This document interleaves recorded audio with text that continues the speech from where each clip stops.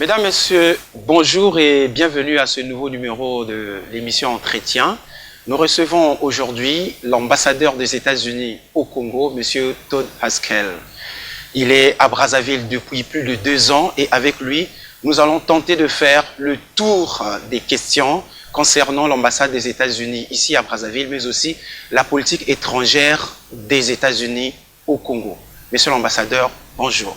Bonjour, merci d'être ici. Comment vous vous sentez ici à Brazzaville depuis votre arrivée? Maintenant, je suis chez moi. Je suis ici, comme vous avez mentionné, plus de 2 ans, ici dans le pays, et vraiment, comme j'ai dit, je me sentais comme chez moi. Le Congolais, ils m'ont donné un accueil chaleureux, et maintenant, je préfère de rester ici plus de temps. Monsieur l'ambassadeur, les États-Unis, c'est quand même l'un des pays qui ont reconnu très tôt la création de la République du Congo, l'indépendance, l'accession à l'indépendance de la République du Congo. Vous êtes donc l'ami des Congolais depuis les premières années de l'indépendance. Il y a quelques jours, vous avez participé à l'ouverture du forum Investir en Afrique, un forum organisé par la Chine et la Banque mondiale. Comment, je ne sais pas si vous êtes allé juste pour des raisons protocolaires, je suis tenté de vous poser une question. Comment appréciez-vous la présence chinoise au Congo? Okay, well, je crois que la conférence était très intéressante pour moi. Je crois que le Congo a besoin de l'investissement étranger, mais pas tous les investissements sont la même chose. C'est important, je crois, d'être certain qu'il y a la possibilité de créer de l'employement, de travail pour des Congolais quand vous faites un investissement. C'est important de faire des changements de la capacité. C'est important de faire des investissements soutenables et aussi de ne pas créer beaucoup de dettes. J'étais là-bas pour la conférence seulement pendant la cérémonie d'ouverture. J'espère que pendant la conférence en général, il y avait beaucoup de discussions sur des thèmes comme ça. C'était une bonne opportunité, bien sûr, de faire des échanges avec mes collègues diplomatiques, aussi dans le gouvernement congolais, bien sûr avec des représentants du gouvernement de la Chine qui ils ont été là-bas. C'était une bonne opportunité de le faire. Mais la chose la plus importante, c'est que il y a l'investissement responsable, soutenable ici au Congo. Monsieur l'ambassadeur, votre arrivée à Brazzaville a presque coïncidé avec une grave crise financière dans le pays, occasionnée par la chute des matières premières, et le Congo est principalement dépendant du pétrole. Et depuis 2 ans pratiquement, le pays traverse des périodes difficiles, ce qui lui a conduit à ouvrir des discussions avec le Fonds monétaire international et à conclure un accord. Quel est votre commentaire sur cet accord? Well, l'ambassade a félicité le gouvernement congolais pour être parvenu à un accord avec l'FMI. Je crois que c'est une bonne chose et nous soutenons l'accord. Alors, monsieur l'ambassadeur, on va revenir un peu sur ce que l'ambassade des États-Unis et les Américains font au Congo. Il y a quelques semaines, le Bureau fédéral d'investigation américain, le FBI, était à Brazzaville, a réuni un certain nombre, une trentaine de gendarmes et de policiers pour les former dans les techniques d'interview, d'interrogatoire. De quoi il était question exactement? Je peux parler du programme, mais aussi de notre intention en général.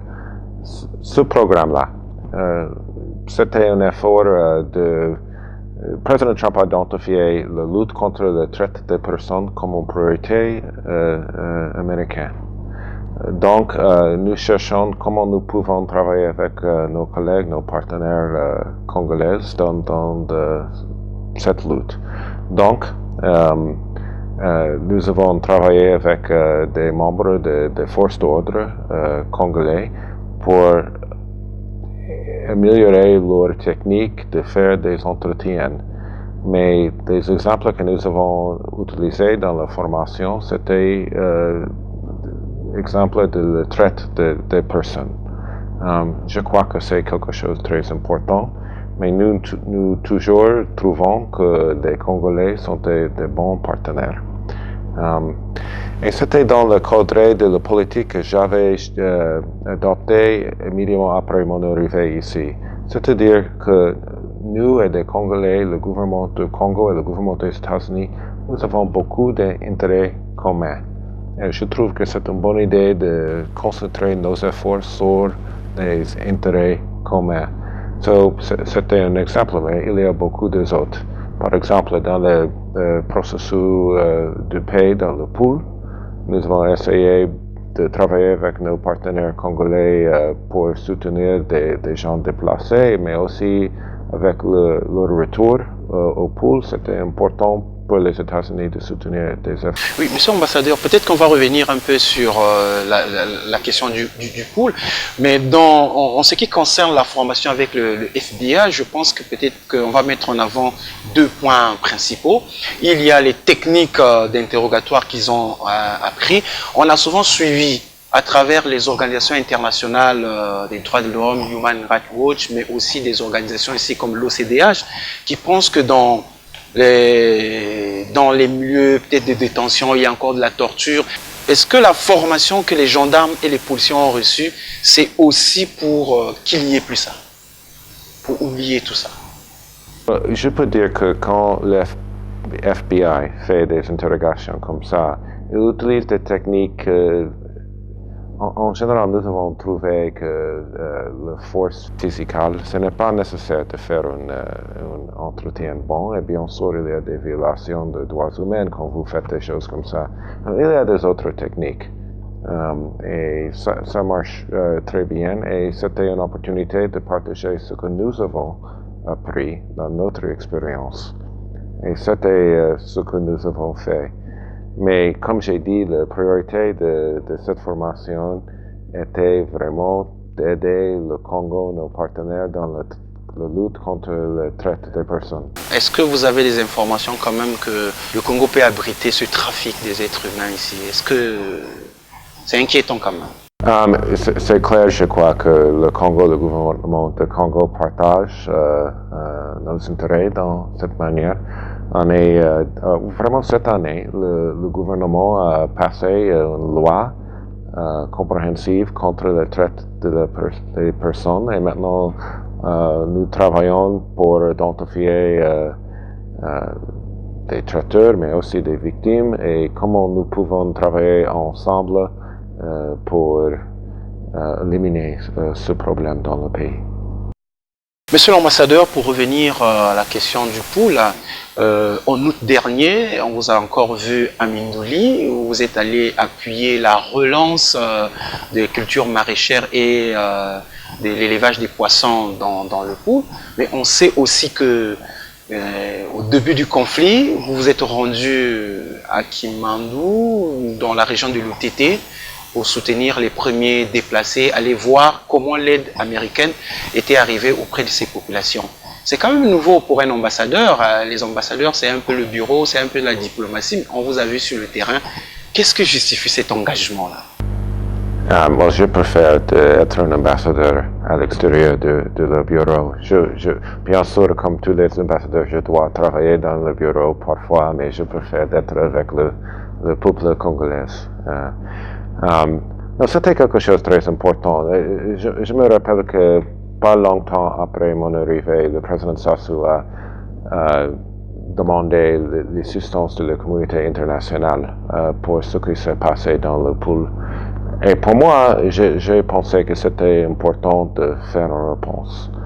J'avais visité le Buenza, le Tete, comme vous avez mentionné, et aussi, je dois dire que j'étais très impressionné. J'ai félicité le courage, la sagesse du gouvernement, des ninjas aussi, pour faire un cessez-le-feu en décembre 2017. Et maintenant, c'est important pour nous, mais pour la communauté internationale aussi, de soutenir des efforts du gouvernement pour créer des opportunités économiques, pour faire la paix soutenable dans la région. J'ai visité bien sûr, mais j'avais continué de visiter parce que je crois que et quand je visite aussi, je cherche comment nous pouvons travailler avec nos partenaires pour identifier où nous pouvons donner l'assistance, collaborer avec nos partenaires pour améliorer des situations et pour créer une paix qui va durer. Oui, en dehors du pool, où on a vu quand même que vous avez mobilisé beaucoup d'argent, plusieurs fois d'ailleurs. Récemment, c'était 5 millions de dollars que vous avez mobilisé. Est-ce qu'en dehors de cette situation un peu difficile de crise humanitaire dans le pool, est-ce qu'il y a d'autres secteurs de priorité où les États-Unis interviennent ici au Congo? C'est une bonne question. Mais avec le pool, pour moi, c'est une priorité parce que c'était une crise humanitaire. Vous avez mentionné les droits humains avant. Plus de 100 000 personnes qui ne sont pas dans leur maison. C'était le défi des droits humains le plus grave dans le pays. Et maintenant, la vie dans le pool, c'est revenir à normal. C'est important. Et dans nos autres domaines aussi, nous travaillons avec nos partenaires dans l'environnement. Nous avons identifié des différentes régions dans le pays où des forêts le font, il y a des problèmes et nous travaillons avec le gouvernement, avec les ONG, avec les communautés pour protéger dans un programme qui a commencé plus de 20 ans et jusqu'à maintenant nous avons dépensé plus de 100 millions de dollars pour travailler avec nos partenaires ici pour protéger. Bien sûr, c'est un pays magnifique et ça vaut la peine de protéger. Aussi, nous avons fait un programme de cantine scolaire à travers du pays. C'est, je crois, 6 millions de dollars chaque année. Et ce qui est important, ce n'est pas seulement qu'avec le programme de cantine scolaire que vous pouvez alimenter des enfants, des étudiants, des élèves, mais aussi que des élèves qui peut-être ce n'était pas possible pour lui d'assister dans l'école maintenant, ils viennent. Ils viennent pour manger, mais aussi après ça, ils le prennent. Et on peut créer la prochaine génération des Congolais dans le pays.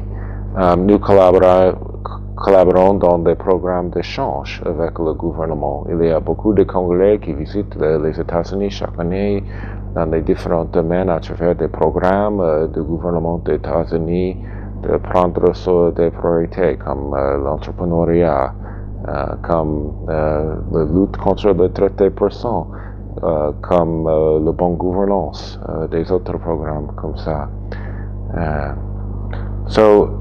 J'avais cherché tout le temps comment nous pouvons identifier des domaines dans lesquels nous pouvons être un bon partenaire pour le gouvernement et pour le peuple du Congo. Oui, monsieur l'ambassadeur, vous connaissez maintenant bien le Congo.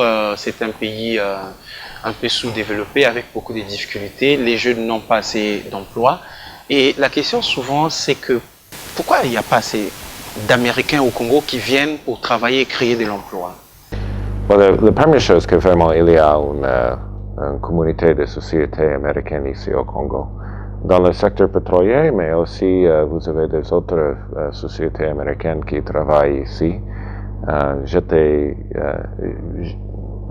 Je suis fier que nous pouvons ranger un accord avec le premier sous-sol dans le secteur pétrolier américain depuis longtemps, Cosmos, et ils ont signé un accord avec le gouvernement il y a quelques mois.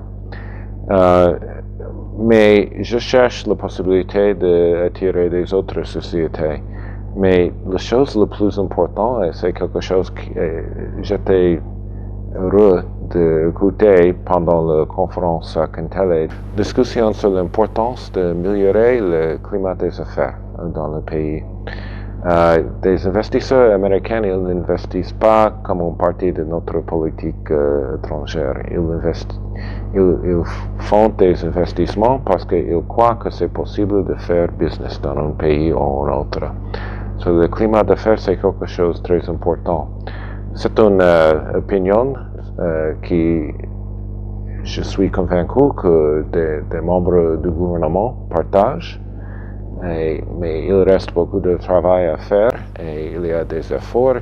Maintenant, je trouve que le gouvernement, c'est plus transparent qu'auparavant, mais il reste travail à faire.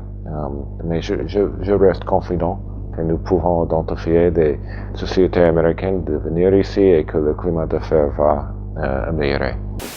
Est-ce que déjà vous-même, le fait que vous êtes resté un peu ici à Brazzaville, vous avez été à Pointe-Noire, vous êtes parti à l'intérieur du pays aussi, est-ce qu'il y a des secteurs que vous pensez qui peuvent intéresser les sociétés américaines en dehors du secteur pétrole? Est-ce qu'il y en a quand même? Oui, non, bien sûr. Et je dois dire que j'avais visité tous les départements du Congo à ce point-là. Je crois qu'il n'y a pas beaucoup de personnes qu'on peut dire. Oui. Mais j'ai fait l'effort de... Vous êtes un ambassadeur, beaucoup de terrain, quoi. Vous êtes plus sur le terrain. Oui, non, je préfère d'être, comme j'ai dit, à l'extérieur de l'ambassade. Des autres secteurs, bien sûr, vous avez agriculture, vous avez télécommunications, bien sûr, il y a des projets d'infrastructure, c'est important. Mais aussi, il y a des... c'est les principales, l'agriculture, télécommunications et des grands projets d'infrastructure. Pour maintenant, c'est ce que je vois. Mais par exemple, il y a une boutique de Brooks Brothers, une boutique de vêtements, oui, des services, ici maintenant. Je ne voudrais pas limiter des possibilités. Il y a beaucoup de choses qui sont possibles. Alors, monsieur l'ambassadeur, les Congolais voient souvent les Américains de loin. Et dans le secteur du tourisme, pourquoi les Américains ne sont pas assez présents? Nous avons des jolis sites ici, les parcs nationaux, on ne voit pas assez souvent les Américains. Est-ce qu'il y a des difficultés dans les visas et tout, ou bien c'est le tourisme est cher au Congo? Pourquoi on ne voit pas assez les Américains? Bon, d'abord, je dois dire que le potentiel de tourisme ici dans le pays, c'est incroyable. Et j'avais l'opportunité de visiter Otsala dans le nord, des belles plages de Pointe-Noire, mais de Kwilu en général. J'avais voyagé sur le fleuve fantastique, pas seulement le Congo, mais le Sanga, des autres fleuves. Dans le nord, vous avez une histoire fascinante. Pendant la Deuxième Guerre mondiale, il y a beaucoup de choses comme ça. Il y a des grandes possibilités. Mais on doit faire des choses pour saisir des opportunités comme ça. Pour moi, pour commencer, la première chose, et c'est un sujet dont j'ai parlé beaucoup de fois avec des membres du gouvernement, c'est de réformer le régime de visa. C'est pas assez facile d'obtenir un visa de venir ici. Bien sûr, je comprends qu'il y a des intérêts de sécurité des autres, mais une chose, par exemple, maintenant pour obtenir un visa de tourisme pour venir ici au Congo, on a besoin d'une lettre d'invitation. Je vous demande, la grande majorité des touristes, ils n'ont pas des amis dans des autres pays où ils veulent visiter. Par exemple, j'aimerais visiter en Italie ou quelque chose. Je n'ai pas des amis là-bas. Je ne peux pas ranger une lettre d'invitation. Mais c'est une chose qui prévenir des personnes de venir ici. Et je ne comprends pas même la logique d'une chose comme ça. Quand vous avez des choses comme ça, un touriste, il peut décider, oh, j'aimerais visiter Congo, mais c'est difficile, je peux aller à Rwanda. Ou on peut faire un visa online en quelques minutes. Ou je peux visiter en Afrique du Sud où on n'a pas besoin d'un visa comme un Américain. Donc, Bien sûr, quand vous avez un touriste aux États-Unis, j'aimerais visiter en Afrique. Vraiment, il y a des choses ici sans pareil. Mais si c'est difficile, des gens ils vont décider de visiter des autres pays. C'est la première chose la plus importante. Les gens ils parlent de l'infrastructure et des différentes choses comme ça. Bien sûr, des choses comme ça sont importantes, mais quelque chose de nécessaire, c'est de réformer le régime de visa, comment obtenir un visa ici dans le pays. Mais est-ce que vous discutez de ces choses avec les autorités de temps en temps pour que ça améliore, ça avance? J'avais des discussions sur ça. Alors, monsieur l'ambassadeur, vous êtes arrivé pratiquement au moment où le Congo a passé son élection présidentielle. Vous connaissez, il y a eu beaucoup de difficultés pour avancer concernant la classe politique qui est encore en difficulté, qui ne s'accorde pas aussi. Le président de la République a mis en place un conseil national de dialogue permanent, donc ils sont en train de travailler. Et en tant qu'ambassadeur des États-Unis, vous savez que les Congolais, quand il y a des questions dans le pays, la crise et tout, on espère beaucoup sur les grandes puissances pour faire débloquer les situations. Peut-être qu'il y a un conseil, un appel pour que les gens se retrouvent, pour qu'ils puissent parler, le dialogue, avant l'élection présidentielle 2021. Pas certain que je comprends l'idée de débloquer la situation. Nous sommes une mission diplomatique ici dans le pays et bien sûr nous regardons le processus. L'élection c'est après 2. En 2021. Et l'opposition a toujours demandé un dialogue pour qu'il s'asseye avant 2021. Je crois que c'est toujours important de suivre la Constitution. Et bien sûr, nous regardons le processus. Je crois que pour la plupart, nous, comme des Américains, nous suivons aussi nos élections. C'est en 2020, même plus proche. Mais c'est comme notre élection, comme votre élection, je crois que c'est important de suivre la Constitution, de règles, et c'est l'important. Monsieur l'ambassadeur, les Congolais sont très curieux, nombreux suivent ces échanges entre la Chine et les États-Unis, ce qu'on appelle la guerre commerciale. Ils sont très intéressés de voir que la Chine et les États-Unis sont un peu en bisbille. Est-ce qu'un jour, cette guerre commerciale va prendre fin? Est-ce que ça va finir un jour? Oui, bien sûr, ça va finir un jour et je crois que c'est dans les intérêts des deux pays d'avoir un accord, comment le faire. Des choses comme ça, c'est très normal d'avoir des discussions entre les différents pays. C'est les deux économies les plus grandes du monde et il y a beaucoup de bénéfices pour les deux pays d'avoir un commerce entre nous, mais de faire ça dans une manière qui aide les deux pays. C'est ce que nous cherchons maintenant. Monsieur l'ambassadeur, en octobre, le Congo va ouvrir ses portes, les enfants vont repartir à l'école. Nous savons que vous êtes un grand partenaire dans les cantines scolaires, vous l'avez dit. Est-ce que en octobre, vous êtes prêt pour accompagner les élèves, pour appuyer le PAM justement, pour que les cantines scolaires fonctionnent? Un an comme des autres.